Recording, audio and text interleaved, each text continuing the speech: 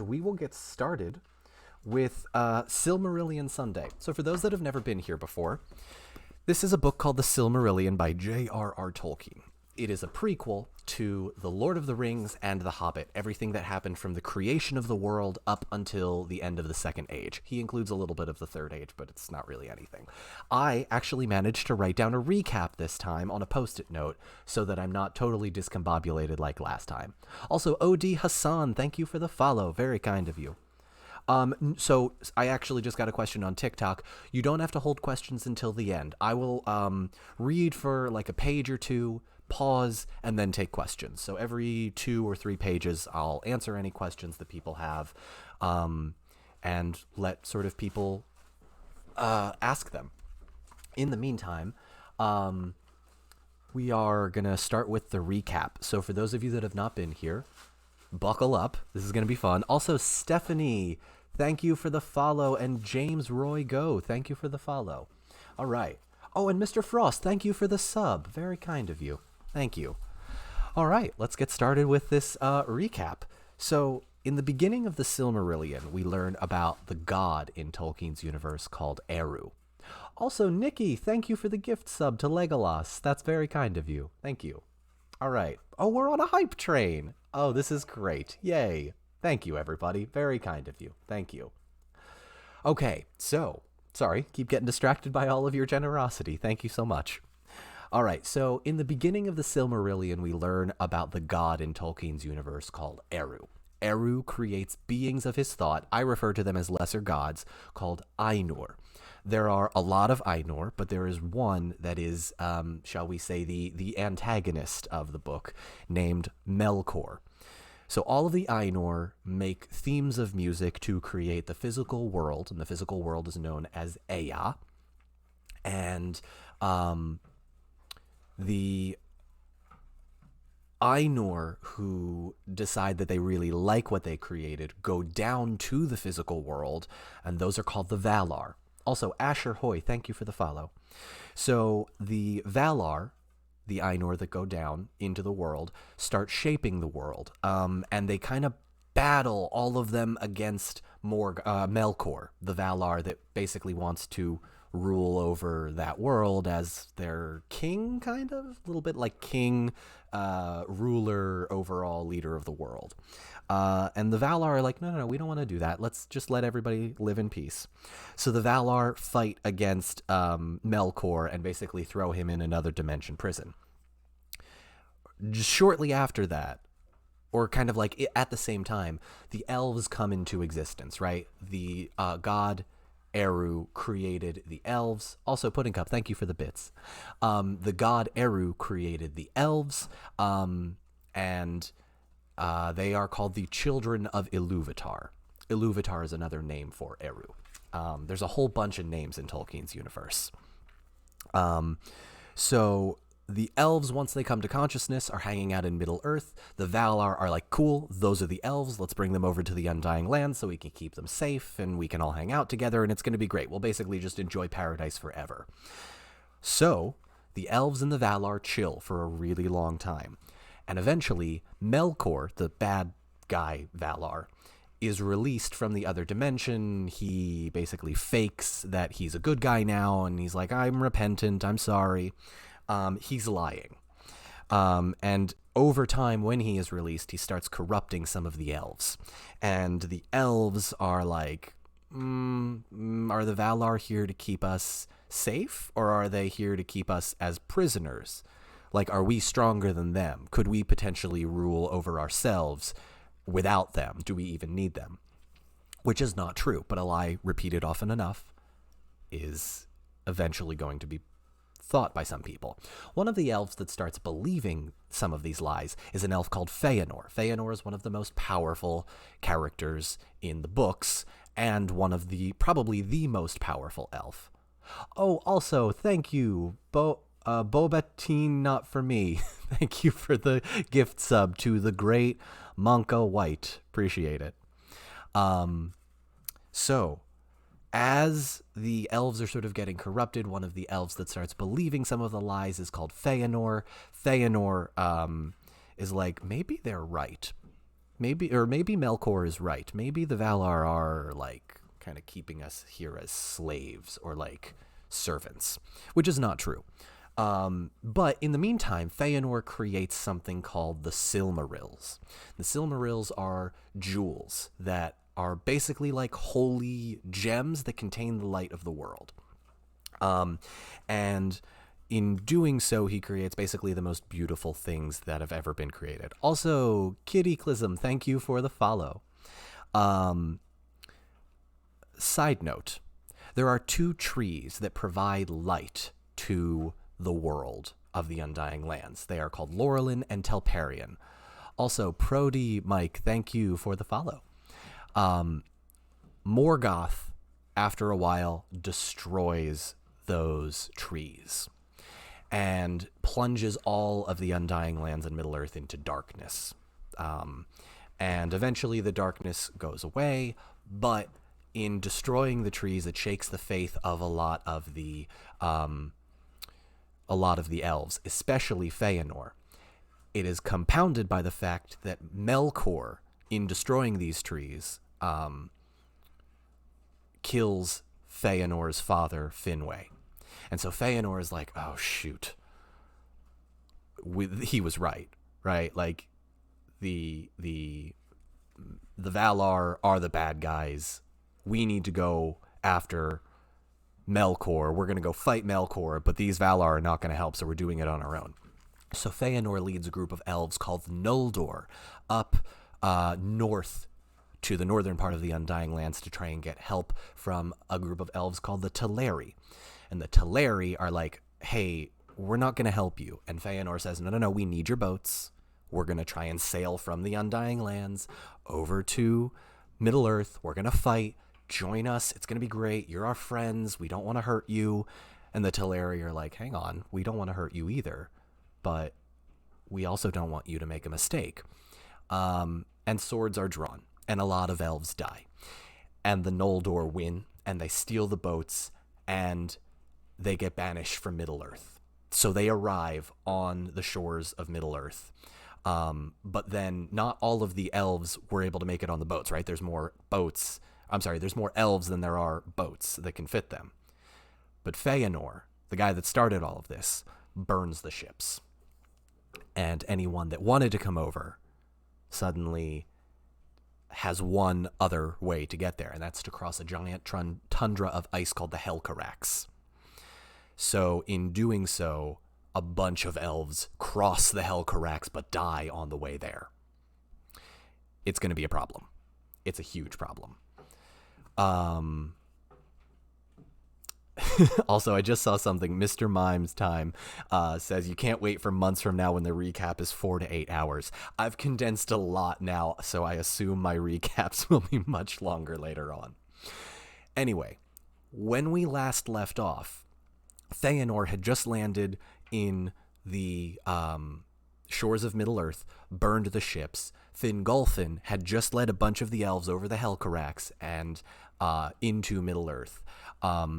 However, we also had a brief aside where it was like a meanwhile in Middle-earth, because there is a meanwhile in Middle-earth. Meanwhile in Middle-earth, there is an elf named Thingol and his wife, Melian. Melian is a lesser spirit called a Maya. Still very powerful, a little bit more powerful than the elves, but not quite as much as like one of the Valar. So Thingol, the elf, and Melian are hanging out in Middle-earth. They never went to the Undying Lands, and they have a bunch of elves that didn't go with them. So they're hanging out, just chilling, and along come the dwarves, right? The dwarves come into existence. The dwarves were created by a lesser god named Aule. And so the elves and the dwarves have a pretty good working relationship. They're just kind of hanging out, but Morgoth comes over, right? After he destroys the trees and is hiding out, and all of his creatures start like creeping in a little bit. Oh, Emily Elizabeth Wren, thank you for the follow. We follow each other on TikTok. Go check out her account if you feel so inclined. So Thingol and Melian create their own like little area called Doriath, and Doriath is basically like this hidden elven kingdom, and Thingol's the ruler there. And Thingol and Melian have a daughter named Luthien. Remember her name. She's going to come up soon. And what else? Was that it? Yeah, they're basically just fighting against Morgoth. So we had these sort of, the Noldor are going to Middle-earth. Meanwhile, back in Middle-earth, they're just kind of chilling. If anyone has any questions, feel free to ask them now in the chat on Twitch. Also, for anyone still on TikTok, feel free to join on Twitch. The audio quality is a lot better. All right, so couple. Sapphire Fairy, thank you for the follow. Wow, that was fast. All right, so are the Silmarils hard light constructs? I'm not entirely sure what a hard light construct is, unless that's a reference to another nerd culture thing. I'm not entirely sure. Darth Rain says, I would like to mention that Valar is plural, Vala is singular. Oh, yes, you are absolutely right. I may have said Valar as one. You laughed your head off when you hear a new Tolkien character who is just named after a place in Ireland? Sarah, what character is that? I'm not entirely sure which one you're referencing. Emily Elizabeth Wren, thank you so much for being here. Glad you could finally catch up on one of these. Also, for any newcomers, if you like to be sort of dropped in the middle of everything and just kind of, in the midst of the story, sort of in medias res, feel free to follow along. We did just do a recap, but the other 8 parts of this, it's roughly 8 to 9 hours of content-ish, are on the YouTube channel. And I believe, because my wonderful wife has been able to do something amazing, that's the wife, linked my YouTube in the chat below on Twitch. So feel free, not the chat. The link to the YouTube is, I believe, below me. In a panel down below. All right. Yes, and my Twitter. I made a Twitter, but I never use it. But, This is the wife. Hi, everybody. Everybody spam my wife's emote. For those of you that are new, and there are a lot of you, yes, I made an emote for my wife and my dog. Hi, Chris. Hey, Chris. So many people I don't know. I know. There's Very a lot of cool. new people. Thanks, Pudding. Thanks, My Cup. Very nice. Ramona Lisa, I like that emoji thing. Oh, yeah, I think that's from our Hype Train, if I remember correctly. Yeah, that's Hype RIP. Nice. It's a limited time only. Oh, we only get them for a limited time. Oh, otherwise, it wouldn't make sense to keep right. It wouldn't make sense, would it? Chris made a golem with hard eyes. Nice. I love it. I love it. All right, have fun. We will. All right. Also, Sarah Malloy, Thingol is a place in Dublin. So it's actually Thingol, Thingol, but it does sound very similar. But Tolkien drew a lot of his inspiration from Old English and like Irish countryside and like all of that sort of northern. I don't know exactly what to call it, but like all of the like UK and old Britain and like old Fey mythology. Did you say Old Bay? Old Fey, not Old Bay. Tolkien did not take any inspiration from Old Bay seasoning. Folklore. Thank you. Scott McGregor just said it on what? The Taylor Swift album. Tolkien drew most of his inspiration from Old Bay seasoning and the Taylor Swift album released in August of 2020. Her second best album behind 1989, Fight Me. This is a hill I'm willing to die on. You can fight me in the comments section. I'll win. Also, Sticky Fingers, thank you for the follow, and Harold Tim. Oh, thank you for the resub. Very kind of you. All right, we've been here roughly 20 minutes, and I haven't even started reading, so glad, I could keep the recap short, right? We will now begin with Chapter 12 of the Silmarillion. This chapter is a page and a half long, or 2.5 pages, excuse me, and it is called Of Men, which is a little sexist because he means of humans, because human beings are coming into consciousness. So let's begin. Chapter 12, Of Men. The Valar sat now behind their mountains at peace, and having given light to Middle-earth, they left it for long untended, and the lordship of Morgoth was uncontested, save by the valor of the Noldor. Most in mind Ulmo kept the exiles, who gathered news of the earth through the waters, which is partially why Ulmo is one of my favorite of the Valar, because he cares about the elves a little bit more than the rest of the Valar do. From this time forth were reckoned the years of the sun. Swifter and briefer are they than the long years of the trees in Valinor. In that time the air of Middle-earth became heavy with the breath of growth and mortality, and the changing and aging of all things was hastened exceedingly. Life teemed upon the soil and the waters in the second spring of Arda, and the Eldar increased. And beneath the new sun Beleriand grew green and fair. At the first rising of the sun, the younger children of Iluvatar awoke in the lands of Hildorian. The younger children of Iluvatar is what Tolkien originally calls the men, mortal people. But he uses the word men as like a catch-all for the human race. The younger children of Iluvatar awoke in the lands of Hildorian, in the eastern regions of Middle-earth. But the first sun arose in the west, and the opening eyes of men were turned towards it, and their feet, as they wandered over the earth for the most part, strayed that way. You know how I say that a lot of Middle-earth culture just has a bunch of names for the same thing? Strap in. The Atani, they were called by the Eldar, the second people, but they called them also Hildor, the followers, and many other names. Apanonar,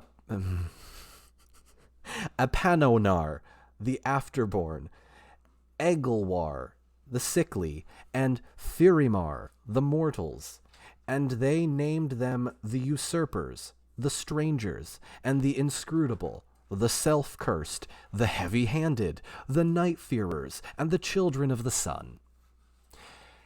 I'm not saying that Tolkien has a thing for giving everything 6 names, but that's his thing, right? That's his thing. Anyway. Of men little is told in these tales which concern the eldest days before the waxing of mortals and the waning of the elves, save of those fathers of men, the Atanatari, who in the first years of the sun and moon wandered into the north of the world. To Hildorian there came no Vala to guide men, nor to summon them to dwell in Valinor, and men have feared the Valar rather than loved them, and have not understood the purpose of the powers, being at variance with them, and at strife with the world. Ulmo nonetheless took thought of them, aiding the counsel and will of Manwë, and his messages came often to them by stream and flood, which is to say that Ulmo was the one to basically create a sort of go-between, right? Ulmo will help guide men, even if the rest of the Valar don't. Being variance with them and at strife with the world. Ulmo nonetheless took thought of them, aiding the counsel and will of Manwë, and his messages came often to them by stream or flood. But they have not skill in such matters, and still less had they in those days before they had mingled with the elves. Therefore they loved the waters, and their hearts were stirred, but they understood not the messages. So Ulmo's like sending them messages, is like, go help the elves, go mingle with them, but they have no idea, right? Yet it is told that ere long they met dark elves in many places, and were befriended by them. And men became the companions and disciples in their childhood of these ancient folk, wanderers of the elven race who never set out upon the paths for Valinor. You'll remember that the Dark Elves are some of the elves that never made it to Valinor, the Undying Lands. They stayed in Middle-earth where they awoke.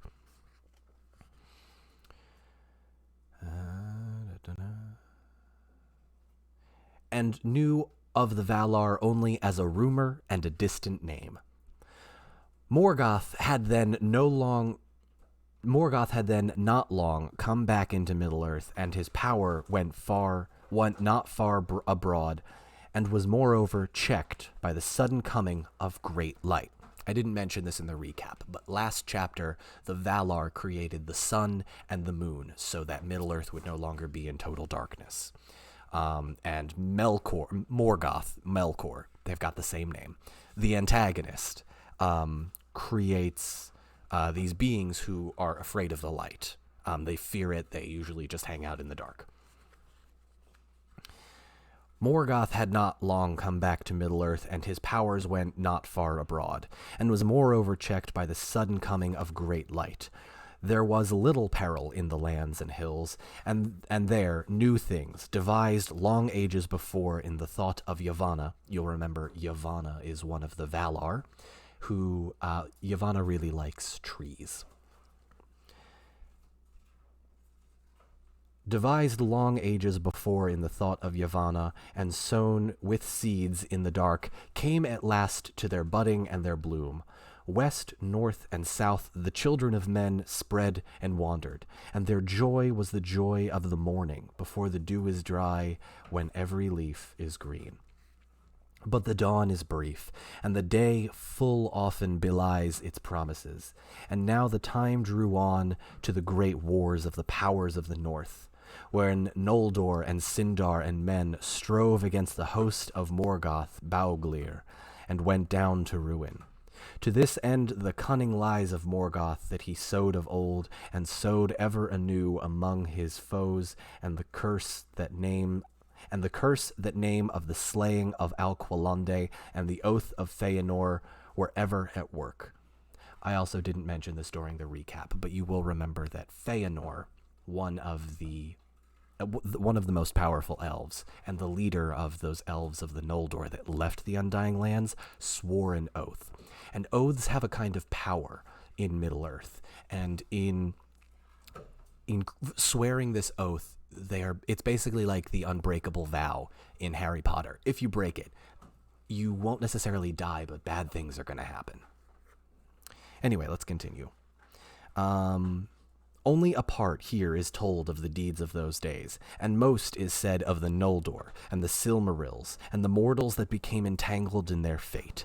In those days, elves and men were of like stature and strength of body, but the elves had greater wisdom, and skill, and beauty, and those who had dwelt in Valinor and looked upon the powers as such surpassed the dark elves in those things that they, in turn, surpassed the people of mortal race. Only in the realm of Doriath, which is where Thingol and Melian, the elf and the Maya, live. Only in the realm of Doriath, whose queen Melian was of a kindred to the Valar, did the Sindar come near to match the Caliquendi of the Blessed Realm. A lot of words for basically saying that the elves that lived in Middle-earth were basically the same as men in terms of like height and stature and appearance. But the elves that lived in Doriath, the place where Thingol and Melian created their realm, they are up a little bit. They're a little wiser. They're a little bit stronger. They have got more of a culture rather than just like a nomadic wandering people. Immortal were the elves, and their wisdom waxed from age to age, and no sickness nor pestilence brought death to them. Their bodies indeed were the stuff of earth, and could be destroyed, and in those days they were more like the bodies of men, since they had not so long been inhabited by the fire of their spirit, which consumed them from within in the courses of time.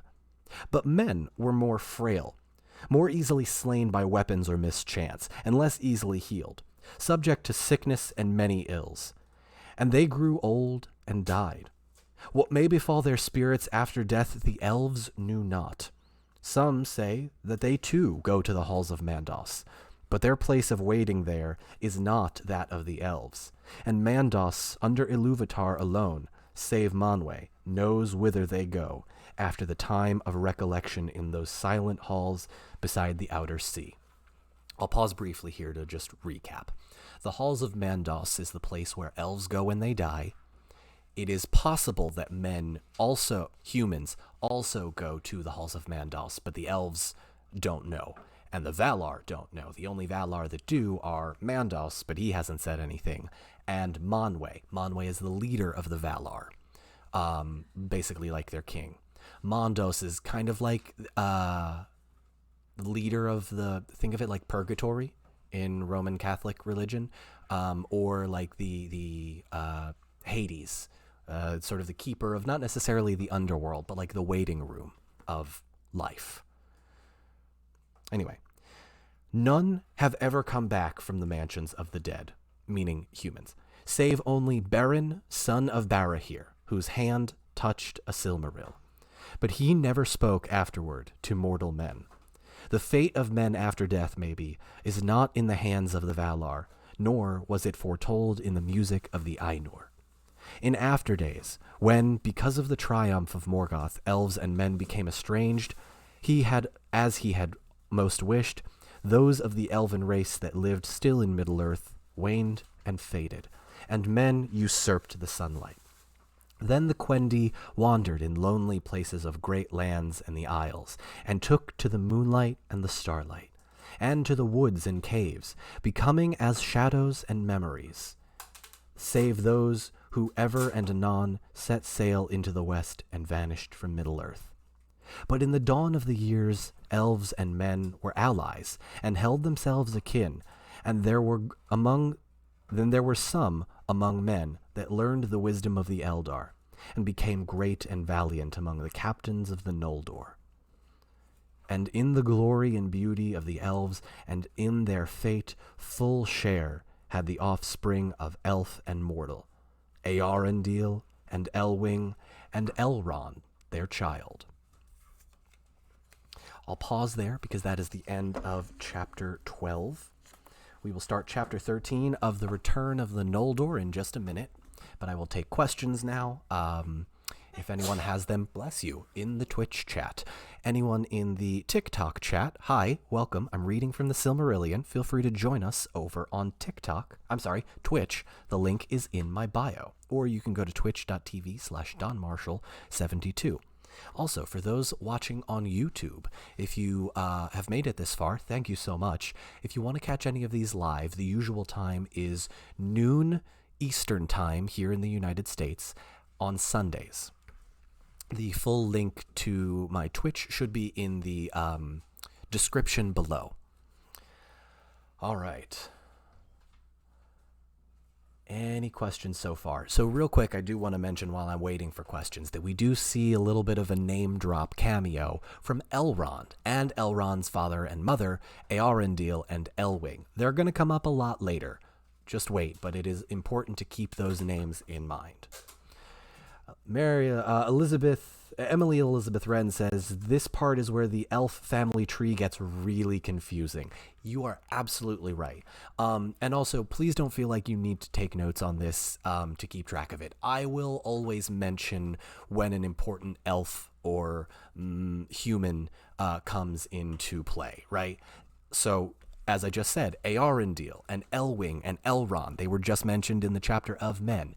Keep those names in mind. They will come up again. Family trees are going to get a little bit confusing from here on out. I consider everything up until chapter 12 kind of like the prequel. It gets a lot less confusing in terms of plot. His language gets a lot more flowy, and there's a little bit more of a reliance on streamlined story, which is great, right? But everything up until about chapter 12 is sort of like introduction to the characters, right? We've introduced the Noldor, we've introduced the Teleri, we've introduced the Valar, we've introduced that men are here and elves are here. And there's a lot of... Sorry, my tortoise is going a little crazy right now. There's a lot of like setup here. I don't want to say this is kind of like the prequel to the rest of the book, but this is kind of when things start to get very real. War is upon us. All right, so a couple of questions. Kirkin W asks, so dark elves, are all of the elves we know in Lord of the Rings the dark elves? Not necessarily, no. To me, a couple of the dark elves to me are like the sort of the wood elves that Frodo meets in, I think they're wood. I think those wood elves are part of the dark elves. But the dark elves to me are more a little bit, more along the lines of like a wandering nomadic groups of people, elves that you didn't really see in the Lord of the Rings. Because by the time the Lord of the Rings rolls around, right, most of the elves are in the Undying Lands, and the ones that stayed are hanging out in, Rivendell or Lothlorien or at the Grey Havens, right? There's not terribly many wandering elves left. So the dark elves to me are more of a wandering people. Mr. Mime, is there a tortoise emote? You know what? We talked about it. We did. We did. Maybe I switch out a few of them.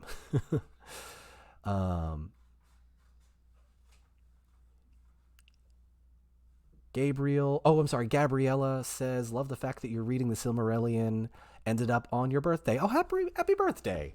Happy birthday. Switch. If anyone's birthday happens to fall on a day that I stream, please let me know. Would love to wish you happy birthday. Speaking of birthday, I don't know if she is here, but Bilbo Baggins' birthday, or Bilbo Baggins' baby's birthday, was, I believe, yesterday. Oh, that's right. Got the cameo from Billy Boyd. That's right. One of the members of the Discord had a Bilbo Baggins baby. If you're watching this, happy birthday.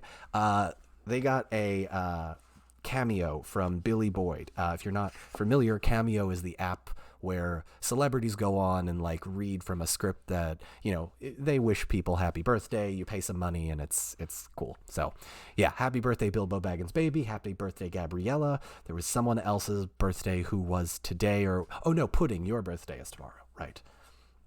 All right. So I think we're going to keep going if that's all right. We are on to chapter 13. Now, I might not make it past all of chapter 13. It is about 13 pages.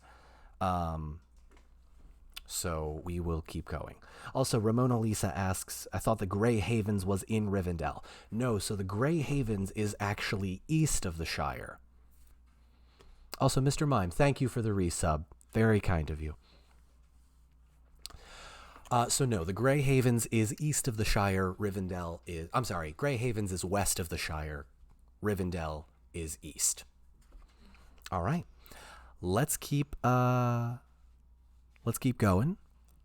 with chapter 13 of the Return of the Noldor. I'm sure absolutely nothing will go wrong when the Noldor come back. Also, I'm going to pause at a very specific point. And we're probably going to have a longer talk. Maybe that's where I wrap up, depending on how quickly it is. Because something happens in this chapter that I don't think a lot of people are going to expect. Get ready. Chapter 13, of the Return of the Noldor. It has been told that Feyenoord and his sons, and I didn't mention this in the recap, Feyenoord has 7 sons. It has been told that Feyenoord and his sons came first of the exiles to Middle-earth and landed in the wastes of Lamoth. You don't have to remember where Lamoth is. The Great Echo, upon the outer shores of the Firth of Drengist. Again, you don't really need to remember that either. And even as the Noldor set foot upon the strand, their cries were taken up into the hills and multiplied, so that a clamor, as of countless mighty voices, filled all the coasts of the north. And the noise of the burning of the ships at Losgar went down the winds of the sea as a tumult of great wrath. And far away all who heard that sound were filled with wonder. Now the flames of that burning were seen not only by Fingolfin, whom Feyenoord had deserted in Ahriman, but also by the orcs and the Watchers of Morgoth. Now remember, at this point in the universe, Middle-earth and the Undying Lands are on a flat plain, right? So Fingolfin, the guy who was leading the elves with Feyenoord, sees that the ships are totally burned. and then starts making his way up the, I don't know why it's like a flat plane, sees that the ships are burned and now has to go to the Helcarax, the giant ice tundra. And he sees that and he's like, oh, Feyenoor, you bad person, you. Also, Proteo Mike, thank you for the gift. Very kind of you. It may be that no tale has been told what Morgoth thought in his heart at the tidings that Feyenoor, his bitterest foe, had brought a host out of the west. It may be that he feared him little, for he had as yet no proof of the swords of the Noldor, and soon it was seen that he purposed to drive them back into the sea. Under the cold stars, before the rising of the moon, the host of Feyenoor went up the long firth of Drengist that pierced the echoing hills of Ered Loman, and passed thus from the shores into the great land of Hithlum. Hithlum's kind of important, but I will show you... Do I have the map here? I think I might. There's... Nevrast, Hithlum. Ooh, there we go. There is a map. So I'm gonna, real quick, expand my own and show this here. So this is kind of a map of where they land. So there's Lothlorien right here, and then Hithlum is over here. And then, so you'll see Fingon, there's Dor Loman. Hope this kind of helps. There's Nevrast, where Turgon is, and there's Hithlum. And there's where Thingol is, right here in Doriath. Hope this kind of helps, actually. I might use that somewhere. Anyway, that is kind of a rough sketch of where we are at this point. Let's continue. Also, Lukia, thank you for the bits. Very kind of you. Oh, no, I'm on the wrong page. I was about to start reading on page 120. Oops. All right, here we go. Under the cold stars before the rising of the moon, the host of the Noldor went up along the firth of Drengist, and pierced the echoing hills of Ered Loman, and passed thus from the shores into the great land of Hithlum, which we just saw on the map. And they came at length to the long lake of Mithrim, and upon its northern shore made their encampment in a region that bore the same name. But the host of Morgoth, aroused by the tumult of Lamoth and the light of the burning of Loskar, came through the passes of Ered Wethrin at the mountains of Shadow, and assailed Feyenoor on a sudden, basically started attacking them, before his camp was full wrought or put in defense. And there, on the grey fields of Mithrim, was fought the second battle in the wars of Beleriand, Dagor Nuin Gileath. Hope I'm pronouncing that correctly. But Dagor means battle, so we're going to see a lot of that.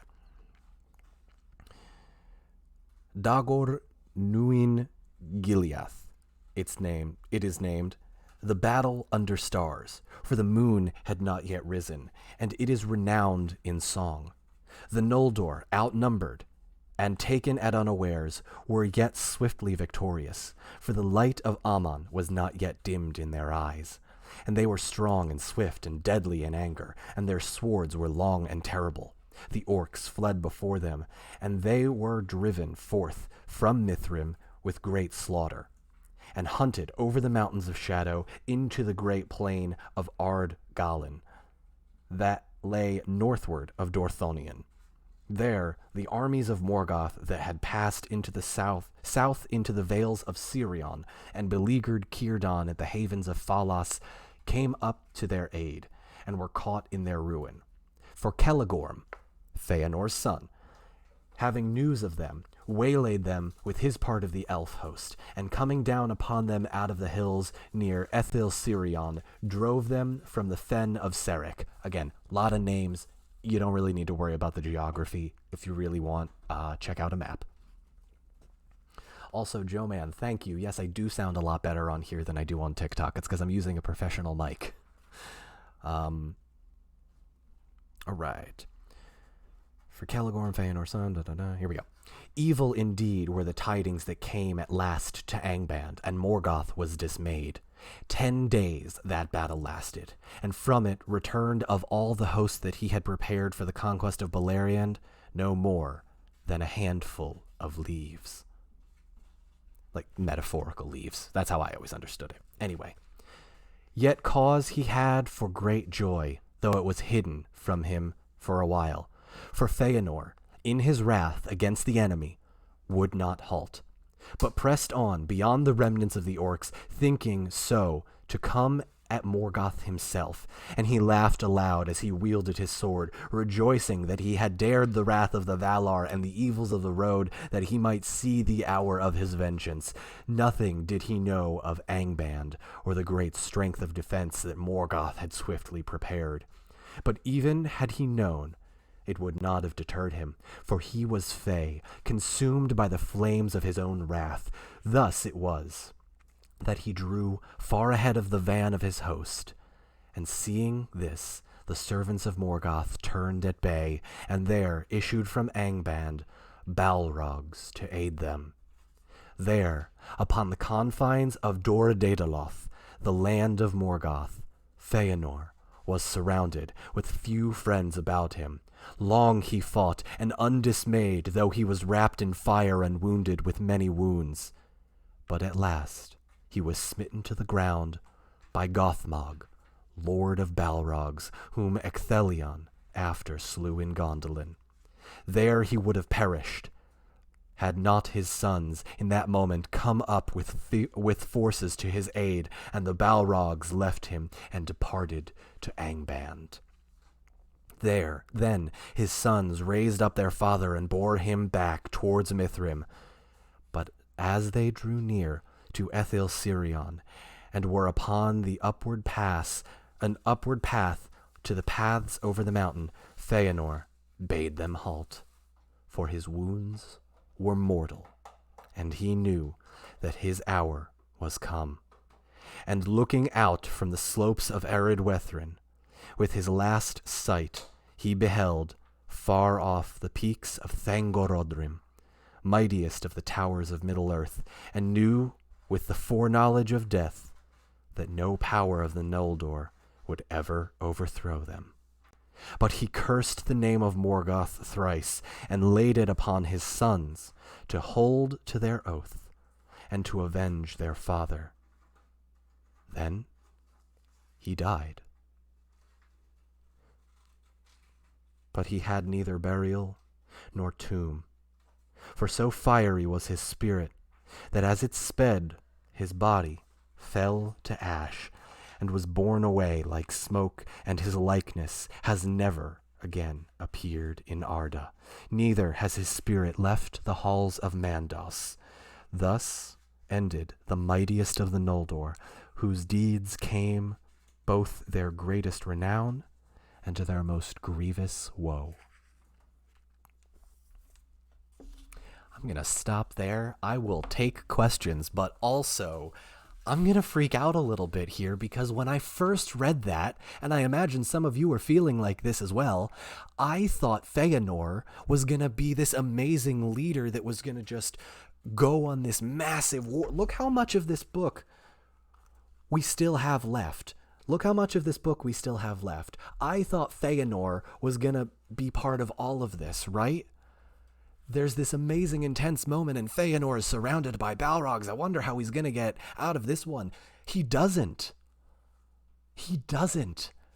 Feyenoor, the most powerful of all of the elves, makes the single most important decision for the Noldor and elves in general to go and leave the Undying Lands to fight against Morgoth, and just dies. It blew my mind the first time I read this. Also, a couple of cool Easter eggs that you'll see in the beginning of this chapter. Gothmog, the Lord of all Balrogs. If you've seen one of the TikToks that I made an entire TikTok about Gothmog. I also made an entire video about Gondolin and Ecthelion and that whole thing. That's going to come up soon. Lucky Duck, how rude of him to die like that. Yeah, who just does that? But, like, think about what a mess the elves are in right now, right? The elves came over with Feyenoord, right? Or they're coming over with Fingolfin. We're going to fight against Morgoth, and Feyenoord will lead us, and then, oops. And he's dead. He's dead. Every time I read that, I'm reminded of the first time I read that part of the book, and I went, wait, did J.R.R. Tolkien pull a Game of Thrones before Game of Thrones? Did he really kill the main character? Yeah. Yeah, he did. Sorry, George R.R. Martin. You might need a candlelight vigil for Feyenoord. Do we? Do we, though? Listen, I know there are a lot of differing opinions on Feyenoord, and for one, I think Feyenoord was a terrible elf, and I think he was an idiot. But that's not to say I don't recognize that he was powerful. And how about in all of this, right, in his last dying moments, Feyenoord realizes, there's not much the elves can do. No one's gonna beat Morgoth. He realizes they're gonna need the Valar's help. It's not gonna work though. They need the Valar. Ugh. Also, Walkie, thank you so much for the follow. I appreciate it. Anyone on TikTok that is there, please feel free to check out the Twitch. The audio quality is much better, and you can chat with folks. All right, so I'm not seeing terribly many questions. I don't blame you, though, right? I only read 2 pages, and it was kind of shocking. Not much really needs to be explained in that part, only that the elves are now in Middle-earth, and Feyenoord is dead. Oops. Oh, you're weird wonderful. Awesome. Welcome, Walkie. Thank you. All right. I'm going to keep going for a little bit, if that is okay. Proteo, I'd simply not die because it would be so embarrassing. It would be very embarrassing if you were to lead your entire people across this giant ocean, get banished from your homeland, and then just die. But that's exactly what happened. That's exactly what happened. Shame. Absolute shame. Anyway, also, Schmoken... Oh, I'm going to pronounce that terribly. Schmokento. Thank you for the follow. Chris from Space, he made such a big deal, and for what? Exactly. He made such a big deal, and for what? We are too... Michael Davies, we are too in shock to ask questions. Yes, I don't blame you. Whew. All right, let's keep going. I wonder what's going to happen next, because Feyenoord's dead. Oops. All right. Also, for those reading along on this version of the book, I am on page 108, chapter 12.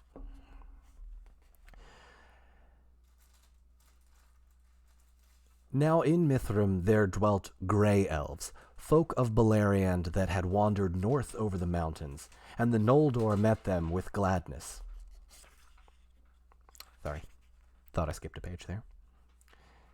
And the Noldor met them with gladness, as kinsfolk long sundered, but speech at first was not easy between them, for in their long severance the tongues of the Caliquendi in Valinor and the Moriquendi in Beleriand had drawn far apart.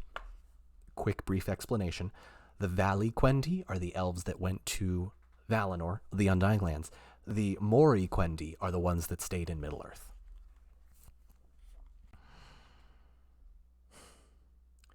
From the elves of Mithrim, the Noldor learned of the power of Elu Thingol, king of Doriath, and the girdle of enchantment that was fenced around his realm.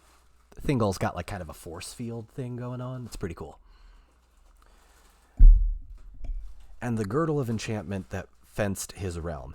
And tidings of these great deeds of the north came south to Menegroth, and the havens of Brithumbar and Eglarest.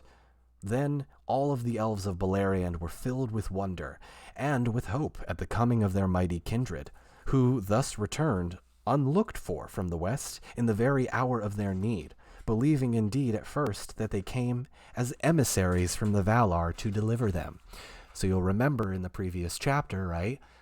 Middle-earth elves were fighting against Morgoth, and some of them, Círdan over in the Grey Havens, were like, hey, we need help. But no, Thingol retreated and didn't help. But then here are these elves coming over from the Valar, or from Middle-earth, or excuse me, here are these elves coming from Valinor, and the elves think, oh, the Valar must have sent you to help us.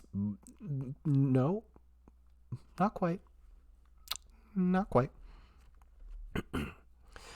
But even in the hour of the death of Feyenoord, an embassy came to his sons from Morgoth, acknowledging defeat and offering terms, even to the surrender of a Silmaril.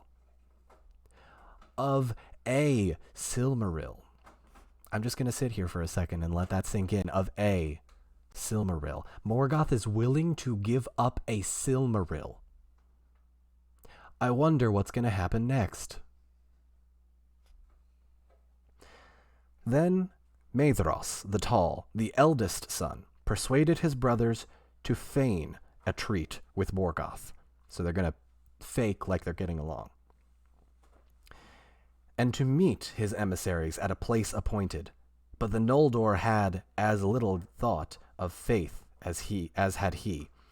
Wherefore each embassy came with greater forces than was agreed. I'm shocked. But Morgoth sent the more, and there were Balrogs, and Maedhros was ambushed, and all his company were slain. But he himself was taken alive by the command of Morgoth, and brought to Angband. Maedhros, the oldest son of Feyenoord, has just been captured. Feyenoord is dead. There's more armies pouring out of Angband as we speak, right? What could possibly go wrong? Also, Shmo Kinto, thank you for the subscription. Very kind of you. Then the brothers of Maedhros drew back and fortified a great camp in Hithlum. But Morgoth held Maedhros as hostage and sent word that he would not release him unless the Noldor would forsake their war, returning into the west, or else departing far from Beleriand into the south of the world. But the sons of Feyenoord knew that Morgoth would betray them. Smart elves. And would not release Maedhros, whatsoever they might do. And they were constrained also by their oath, and might not for any cause forsake the war against the enemy. Maybe swearing an oath was a bad idea. This is where I start to get sassy, because the sons of Feyenoord make some not-so-great decisions.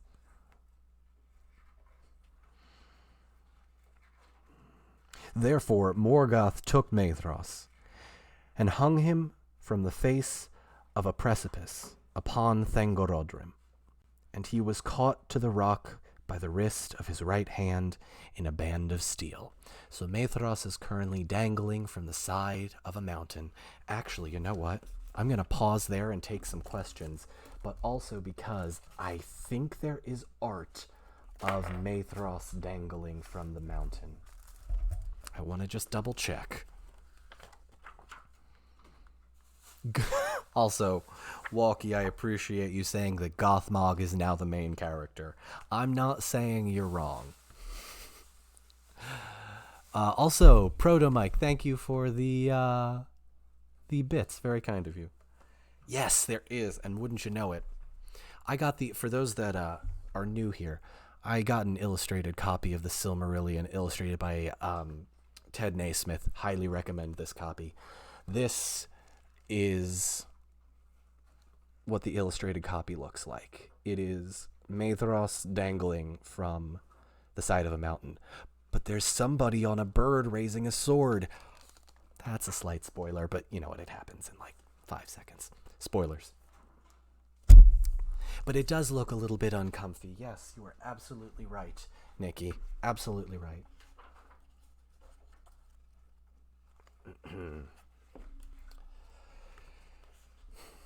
Here we go.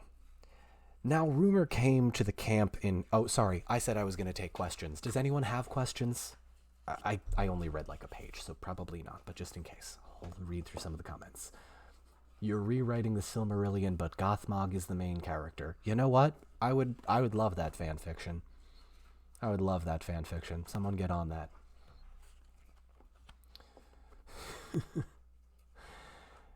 Mayware, sons, avenge my death even as I realize that fighting Morgoth is futile. Yep.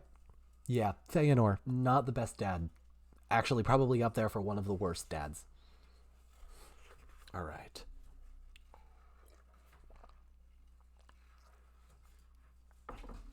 Mr. Mimes Time says you were rewriting Lord of the Rings, but from the perspective of Bill the Pony. Let me know when you do that. I want to read it on this stream. Also, if anyone does write fan fiction that is like PG, let me know in the Discord. I will absolutely have like a fan fiction Friday. Oh, Dinny FM in the chat just said Feyenoord did nothing wrong. Dinny. No. He did. He did a lot. All right, let's keep going. Here we go. Now rumor came to the camp in Hithlum of the march of Fingolfin, and those that followed him, who had crossed the grinding ice, and all the world lay then in wonder at the coming of the moon. But as the host of Fingolfin marched into Mithrim, the sun rose, flaming in the west, and Fingolfin unhurled his blue and silver... Excuse me, I've got the hiccups.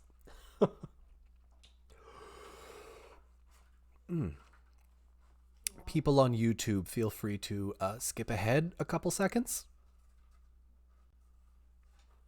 I think I'm good. Here we go. And Fingolfin unfurled his blue and silver banner, and blew his horn, and flowers sprang beneath his marching feet, and the ages of the stars were ended. At the uprising of the great light, the servants of Morgoth fled into Angband, and Fingolfin passed unopposed through the fastness of Dor-Daedaloth, while his foes hid beneath the earth. Then the elves smote upon the gates of Angband, and the challenge of their trumpets shook the towers of Thangorodrim. And Maedhros heard them amid his torment, and cried aloud, but his voice was lost in the echoes of the stone. But Fingolfin, being one of the best elves, being of other temper than Feyenoord, understatement of the year, and wary of the wiles of Morgoth, withdrew from Dor-Daedaloth and turned back towards Mithrim, for he had heard tidings there that he should find the sons of Feyenoord. And he desired also to have the shield of the Mountains of Shadow, while his people rested and grew strong, for he had seen the strength of Angband and thought not that it would fall to the sound of trumpets only. If you're thinking that Fingolfin is kind of a smart dude, you're absolutely right. And he desired also to shield... Therefore, coming at length to Hithlum, he made his first camp and dwelling by the northern shores of Lake Mithrim. No love was there in the hearts of those that followed Fingolfin for the house of Feyenoord. For the agony of those that endured the crossing of the ice had been great, and Fingolfin held the sons as accomplices to their father. Then there was peril of strife between the hosts, but grievous as were their losses upon the road, the people of Fingolfin and of Finrod, son of Finarfin. Finrod and Finarfin are other important elves, best to remember their name.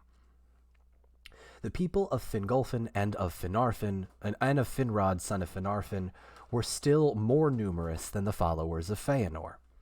And these now withdrew before them, and removed their dwellings to the southern shore, and the lake lay between them. Many of Feyenoord's people indeed repented at the burning at Loskar, and were filled with amazement at the Valar, at the valor that had brought their friends whom they had abandoned over the ice of the north. And they would have welcomed them, but they dared not, for shame, So think about it like this, right? You've got a bunch of elves that crossed the sea to go to the Undying Lands, and then one elf just burned all of the ships. Well, I mean, one and the sons and a couple. But there were a bunch of the Noldor that crossed in those boats that were like, whoa, whoa, whoa, whoa, whoa. We didn't want to do that. But it happened anyway. And they're like, oh, shoot. They're never coming. And then Fingolfin comes and all of these elves are here, right? And they're like, oh, you're here. Oh, fuck. I'm not going to swear, but yeah. Anyway. Yeah, it's a little bit shameful, isn't it? Isn't it? All right. Where did I? Thus, because of the curse that lay upon them, the Noldor achieved nothing. I'm going to read that one more time and let that sink in, because it's an important thing that just, it's never going to stop. Thus, because of the curse that lay upon the Noldor, Thus, because of the curse that laid upon them, the Noldor achieved nothing. It's only going to get worse from here, folks. While Morgoth hesitated, and the dread of light was new and strong upon the orcs. But Morgoth arose from thought, and seeing the division of his foes, he laughed. In the pits of Angband he caused vast smoke and vapors to be made, and they came forth from the reeking tops of the iron mountains, and afar off they could be seen in Mithrim, staining the bright airs for the first mornings of the world. A wind came out of the east and bore them over Hithlum, darkening the new sun, and they fell and coiled about the fields and hollows, and lay upon the waters of Mithrim, drear and poisonous. Then Fingon the valiant, son of Fingolfin, resolved to heal the feud that divided the Noldor, before their enemy should be ready for war. For the earth trembled in the Northlands with the thunder of the forges of Morgoth underground. Long before, in the bliss of Valinor, before Melkor was unchained, or the lies came between them, Fingon had been close in friendship with Maedhros, and though he knew not yet that Maedhros had not forgotten him at the burning of the ships, the thought of their ancient friendship stung his heart. Therefore he dared a deed which is justly renowned among the feats of the princes of the Noldor. Alone, and without the counsel of any, he set forth in search of Maedhros, and aided by the very darkness that Morgoth had made, he came unseen to the fastness of his foes. High upon the shoulders of Thangorodrim, which is the place where Morgoth is. High upon the shoulders of Thangorodrim he climbed, and looked in despair upon the desolation of the land. But no passage or crevice could he find through which he might come within Morgoth's stronghold. Then, in defiance of the orcs, who cowered still in the dark vaults beneath the earth, he took his harp and sang a song of Valinor, that the Noldor made of old, before strife was born among the sons of Finwë, and his voice rang in the mournful hollows that had never heard before aught save cries of fear and woe. Thus Fingon found what he sought, for suddenly, above him, far and faint, his song was taken up. For a voice answering called to him.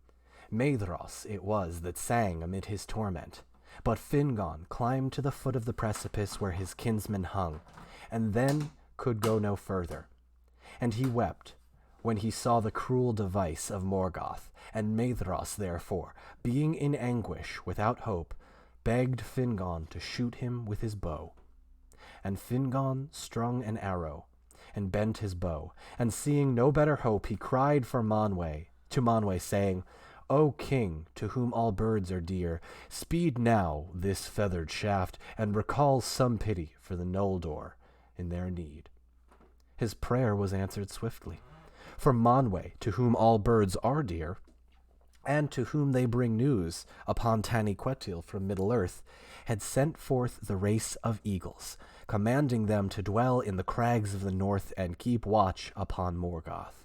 For Manwë still had pity for the exiled elves, and the eagles brought news of much that passed in those days to the sad ears of Manwë.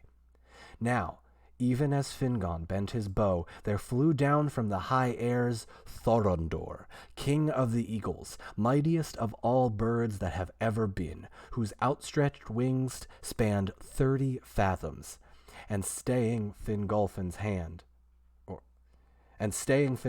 hand, he took him up and bore him to the face of the rock where Maedhros hung. But Fingon could not release the hell-wrought bound upon his wrist, nor sever it, nor draw it from the stone.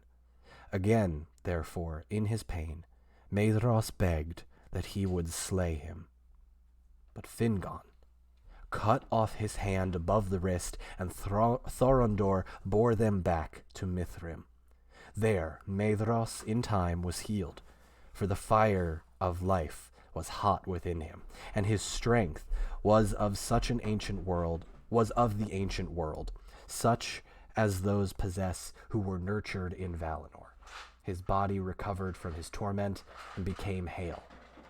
But the shadow of his pain was in his heart, and he lived to wield the sword with left hand more deadly than his right had been. By this deed Fingon won great renown, and all the Noldor praised him, and the hatred between the houses of Fingolfin and Feyenoord was assuaged. For Maedhros begged forgiveness for the desertion in Ahriman, and he waived his claim to the kingship over all the Noldor, saying to Fingolfin, "If there lay no grievance between us, lord, still the kinship would rightly come to you, and the eldest here of the house of Finwë, and not the least wise, but to his brothers did not all their hearts agree.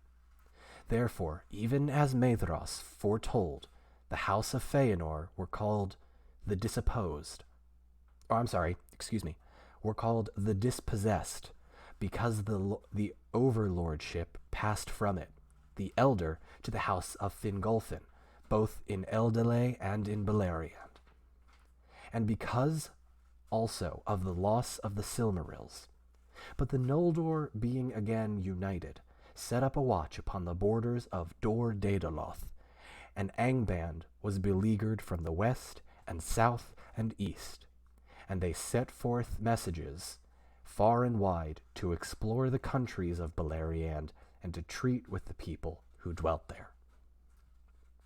And that is where I am going to stop for today. Very quickly, I am going to end the video here for the folks on YouTube. We will pick up again in part 10. We will continue along in chapter 13 of The Return of the Noldor. But thank you all so much for being here on YouTube. Feel free to leave a comment in the chat what your favorite part was, and I will see you all next time.